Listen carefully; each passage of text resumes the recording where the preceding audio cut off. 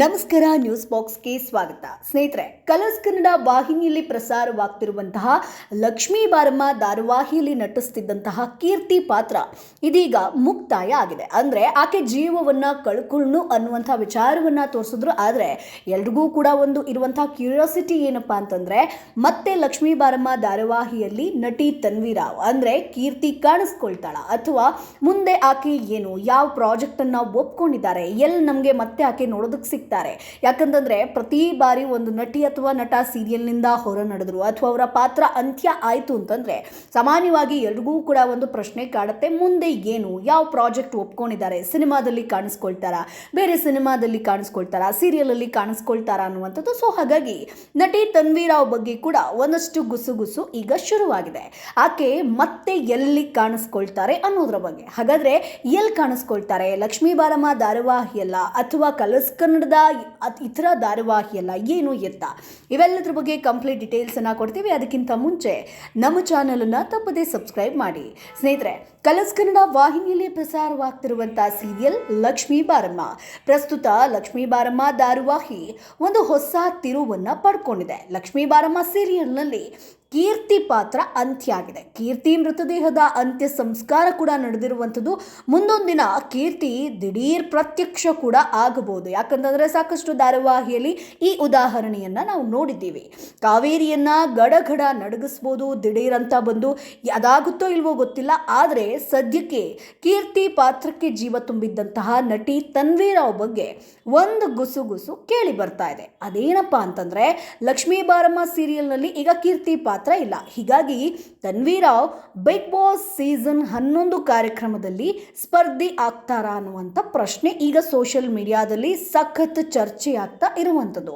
So ನಾವು ಕೂಡ ಇದನ್ನ ಅಬ್ಸರ್ವ್ ಮಾಡ್ಬೋದು, ಬರುವಂಥ ಚಾನ್ಸಸ್ ಕೂಡ ಇದೆ. ಯಾಕಂತಂದ್ರೆ ಸೀರಿಯಲಲ್ಲಿ ಈಕೆಯ ಪಾತ್ರ ಎಂಡ್ ಆಗಿದೆ ಆ್ಯಂಡ್ ಈಕೆಗೂ ಕೂಡ ಒಳ್ಳೆ ಹೆಸರಿದೆ, ಮುಂದೆ ಈಕೆ ಬೆಳಿಬೇಕು ಅನ್ನುವಂಥ ಒಂದು ಆಸೆ ಕೂಡ ಇದೆ. ಹಾಗಾಗಿ ಬಿಗ್ ಬಾಸ್ ಸೀಸನ್ 11ಕ್ಕೆ ಬರ್ತಾರೆ ಅನ್ನೋದ್ರಲ್ಲಿ ಸಾಕಷ್ಟು ಸಂಶಯ ಪಡಬೇಕಾಗಿಲ್ಲ. ಸೊ ವರದಿಗಳ ಪ್ರಕಾರ ಬಿಗ್ ಬಾಸ್ ಕನ್ನಡ 11 ಕಾರ್ಯಕ್ರಮ ಅಕ್ಟೋಬರ್ ತಿಂಗಳಲ್ಲಿ ಆರಂಭ ಆಗುತ್ತೆ. ಸೊ ಬಿಗ್ ಬಾಸ್ ಹೊಸ ಸೀಸನ್ ಆರಂಭಕ್ಕೆ ಕಮ್ಮಿ ಅಂದರೂ ಕೂಡ ಇನ್ನು ಒಂದು 1.5 ತಿಂಗಳು ಟೈಮ್ ಇದೆ. ಹೀಗಿರುವಾಗಲೇ ಸ್ಪರ್ಧಿಗಳ ಬಗ್ಗೆ ಸೋಷಿಯಲ್ ಮೀಡಿಯಾದಲ್ಲಿ ಚರ್ಚೆ ಶುರುವಾಗುವಂಥದ್ದು ಪ್ರತಿ ವರ್ಷ ಕಾಮನ್. ಹೀಗಾಗಿ ಬಿಗ್ ಬಾಸ್ ಕನ್ನಡ 11 ಕಾರ್ಯಕ್ರಮದ ಪ್ರೋಮೋ ಶೂಟ್ ಕೂಡ ಆಗಿರುವಂಥದ್ದು. ಪ್ರೋಮೋ ಶೂಟ್ನಲ್ಲಿ ಕಿಚ್ಚ ಸುದೀಪ್ ಅವರೇ ಹೋಸ್ಟನ್ನು ಮಾಡಿದ್ದಾರೆ. ಇದರ ಫೋಟೋ ಈಗಾಗಲೇ ಸೋಷಿಯಲ್ ಮೀಡಿಯಾದಲ್ಲಿ ವೈರಲ್ ಆಗಿದೆ. ಸದ್ಯದಲ್ಲೇ ಬಿಗ್ ಬಾಸ್ ಕನ್ನಡದ ಪ್ರೋಮೋ ಕೂಡ ಕಲರ್ಸ್ ವಾಹಿನಿಯಲ್ಲಿ ಬರುತ್ತೆ ಸ್ನೇಹಿತರೆ. ಹಾಗಾದರೆ ನೀವು ಕೇಳ್ಬೋದು, ಯಾವಾಗ, ಆ ಡೇಟ್ ಯಾವತ್ತು ಅನ್ನುವಂಥದ್ದು. ಸೊ ಕಲರ್ಸ್ ಕನ್ನಡ ವಾಹಿನಿಯಲ್ಲಿ ಬಹುಶಃ ನಿಮ್ಗೆಲ್ರಿಗೂ ಕೂಡ ನೀವು ನೋಡ್ತಾ ಇರ್ಬೋದು, ಅನುಬಂಧ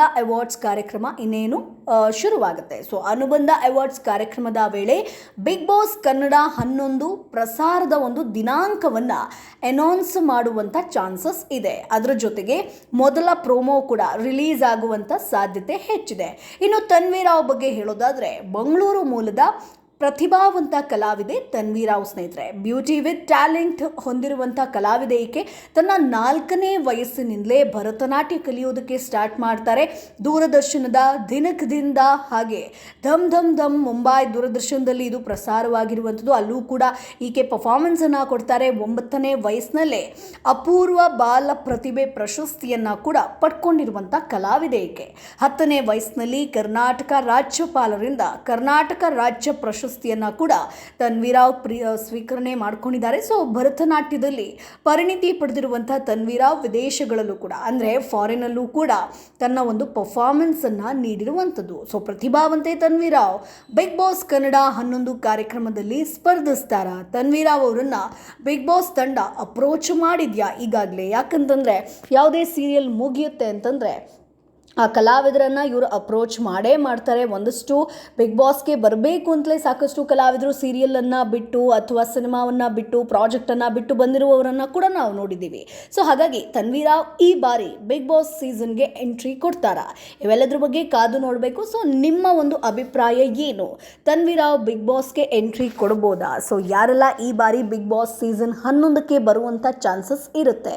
ಸೊ ಆಲ್ರೆಡಿ ಒಂದಷ್ಟು ಚರ್ಚೆ ಆಗಿತ್ತು. ರಿಷಬ್ ಶೆಟ್ಟಿ ಬಿಗ್ ಬಾಸ್ ಒಂದು ಹೋಸ್ಟ್ ಮಾಡ್ತಾರಂತೆ, ರಮೇಶ್ ಅರವಿಂದ್ ಹೋಸ್ಟ್ ಮಾಡ್ತಾರೆ ಅಂತ. ಸೊ ಇವೆಲ್ಲದಕ್ಕೂ ಕೂಡ ಈಗ ಫುಲ್ ಸ್ಟಾಪ್ ಬಿದ್ದಿರುವಂಥದ್ದು. ಕಿಚ್ಚ ಸುದೀಪ್ ಅವರೇ ಬಿಗ್ ಬಾಸ್ ಸೀಸನ್ 11ಕ್ಕೂ ಕೂಡ ನಿರೂಪಕರಾಗಿರ್ತಾರೆ ಅನ್ನುವಂಥದ್ದು. ಯಾಕಂತಂದರೆ ಕಿಚ್ಚ ಸುದೀಪ್ ಇದ್ರೇ ಬಿಗ್ ಬಾಸ್ ಅನ್ನುವಂಥದ್ದು ಸಾಕಷ್ಟು ಜನರಿಗೆ ಗೊತ್ತಿದೆ, ಸಾಕಷ್ಟು ಜನ ಅದನ್ನು ಒಪ್ಕೊಳ್ತಾರೆ ಕೂಡ, ಹೇಳ್ತಾರೆ ಕೂಡ.